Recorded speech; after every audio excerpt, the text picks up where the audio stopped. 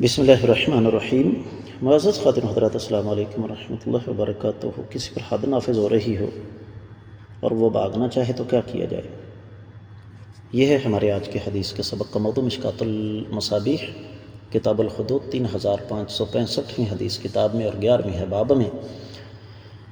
حدیث مبارکہ کچھ ان الفاظ کے ساتھ ہے: عن ابی ہریرہ رضی اللہ تعالی عنہ قال جاء معاذ الاسلمی الى رسول اللہ صلی اللہ علیہ وسلم فقال إنه قد زنا فأعرض عنه ثم جاء من شقه الآخر فقال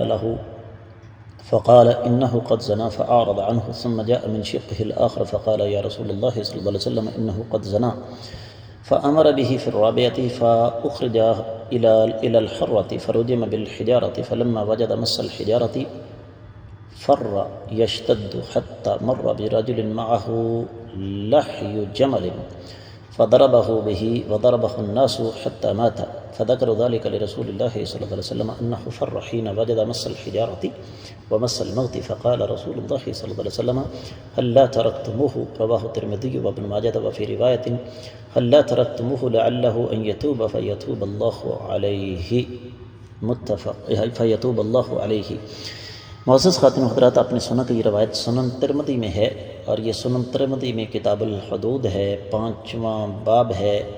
مجرم اپنے اقرار سے پھر جائے تو اس سے حد ثابت کرنے کے بارے میں 1428ویں حدیث۔ اور یہ حدیث تھوڑے سے مختلف الفاظ کے ساتھ ہم پیچھے پڑھ کے آ چکے ہیں، یہاں پر اس میں تھوڑا سا اضافہ ہے، اور یہ روایت سند کے اعتبار سے صحیح ہے۔ شیخ البانی رحمہ اللہ اس کو صحیح قرار دیتے ہیں، کیونکہ یہی حدیث سنن ابن ماجہ میں 2554ویں بھی ہے۔ حدیث مبارکہ کے ترجمے کی طرف بڑھتے ہیں۔ سیدنا ابو ہریرہ رضی اللہ تعالیٰ عنہ سے روایت ہے کہ سیدنا معاذ اسلمی رضی اللہ تعالیٰ عنہ آقا علیہ السلام کی خدمت میں حاضر ہوئے اور عرض کیا کہ میں نے زنا کیا ہے۔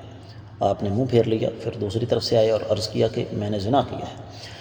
آپ نے پھر منہ پھیر لیا تو پھر وہ تیسری طرف آ گئے، آقا علیہ السلام میں نے زنا کیا ہے۔ چوتھی مرتبہ نبی علیہ السلام نے فرمایا اسے حرہ یعنی مدینہ کے دو پہاڑوں کے درمیان پتھریلی جگہ کی طرف لے جاؤ، اور وہاں پر ان کو لے جایا گیا اور پتھروں سے رجم کیا گیا۔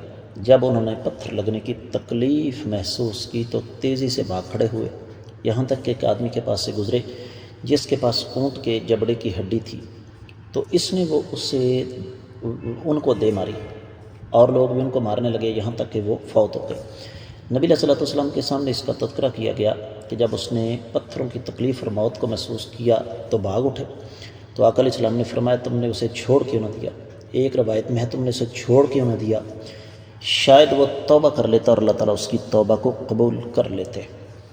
اب یہاں پر اہل علم نے بڑی لمبی چوڑی تفصیل بیان کی ہے۔